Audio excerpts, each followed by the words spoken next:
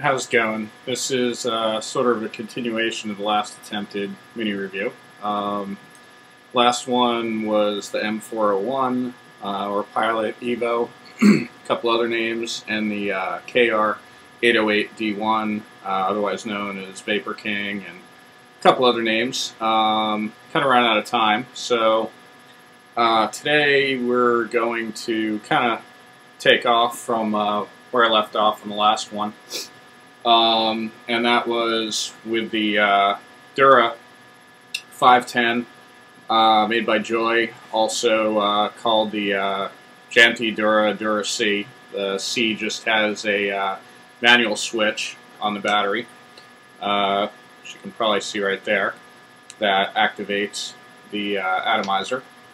And then probably another kind of wrap-up comparison against three of them.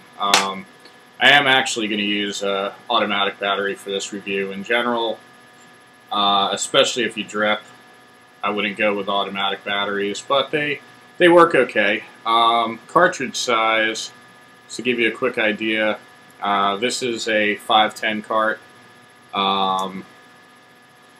It is the actual cartridge. It's one piece, but it goes down about 2/3 to 3/4 of the way towards the mouthpiece end. Compared to this is a Vapor King clone cartridge with the integrated atomizer. So this is not full entirely, and I'll take one apart at the end of this. So the Vapor King clone probably holds a little bit more. With a fresh cart, this guy will hold 1 milliliter of fluid in it from a brand new blank cart.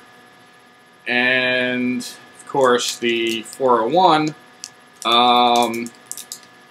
cartridge is really pretty small in that. Go ahead and just pull the rubber cap out. It's a blunt syringe, I think I got from Juicy Liquids. And again, there's the cart by comparison on these little 401s. They hold right at 1/3 of a milliliter. Anyway, the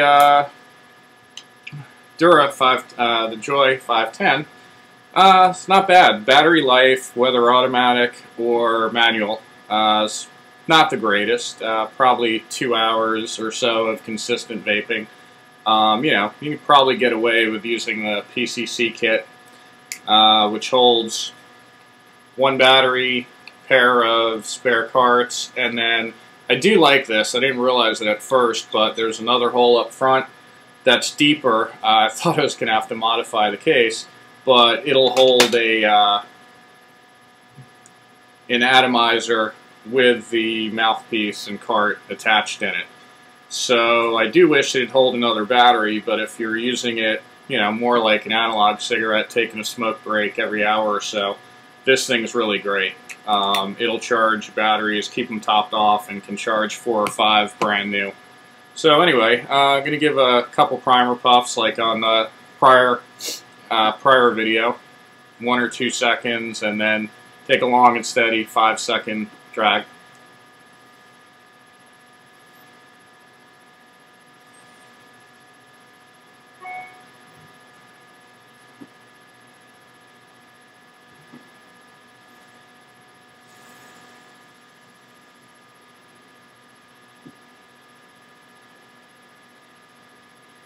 It's not bad. It's I'm using 24 milligram liquid in this that I've cut down from 36 milligram RY4, cut with PG.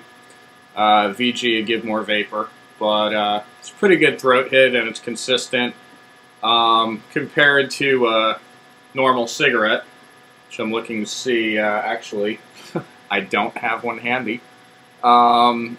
So it is thicker diameter than a normal cigarette. It's probably about an inch, half an inch longer than a 100 analog. But it's good throat hit, good vapor, even with the automatic battery while they last.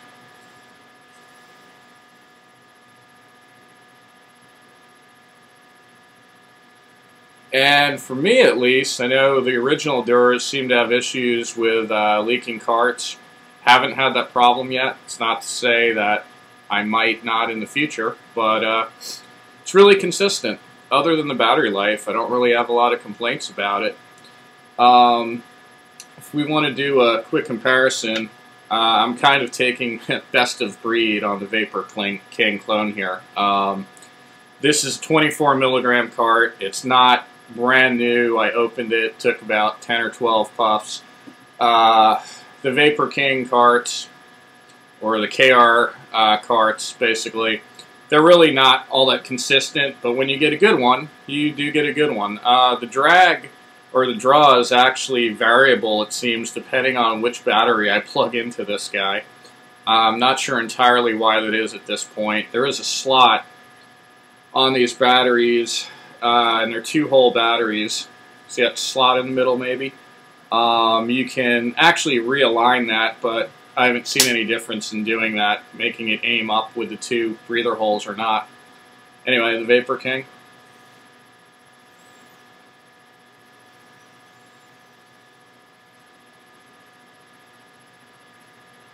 That's producing good vapor now. The 510.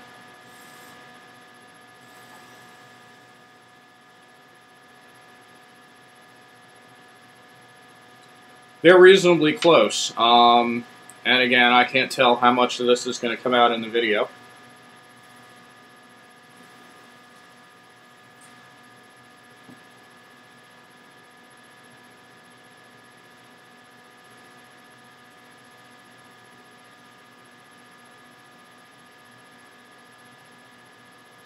They are fairly close. As far as consistency goes, though, I generally get a better throat hit with the 510. The Vapor King, when you're able to refill the cartridges with your own fluid, does tend to give a bit better of a throat hit than you normally get with that in the box cartridges.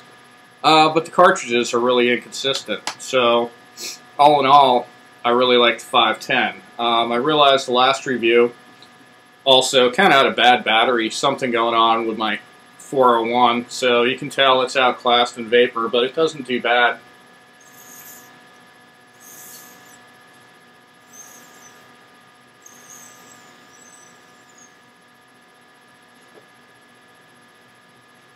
Really doesn't do bad for a little, you know, analog-looking smoke.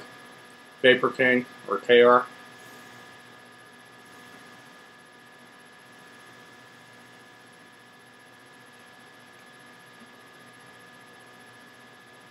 And the 510.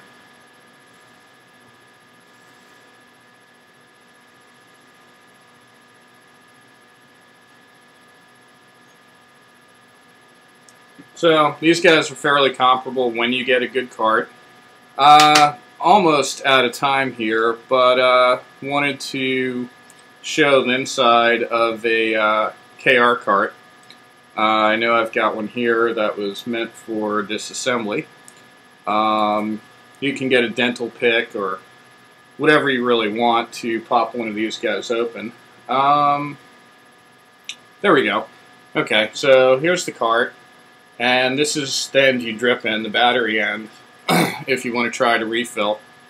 Got a mouthpiece with a hole. Just want to pop that off, and there's the first mouthpiece portion. Inside there's a silicone ring, which I'm not sure, I think you can see. And you want to pull that out as well. And that's in there presumably to stop the mouthpiece from filling up with fluid. And if you look in there, which again I'm not entirely sure if you can see. Okay, so there's filling and a wire down the middle. That filling goes up to right around the tip of my finger there. So it's around 3/4 of the way full. I'm not going to pull this one out entirely, but that's inside the cart. When these guys work, they work fairly well. Just for... Nah, actually, we're not going to have time. Running out of time for YouTube. So with that, I'm still sticking with the 510, but if the KR works for you, go for it. Happy vaping, guys.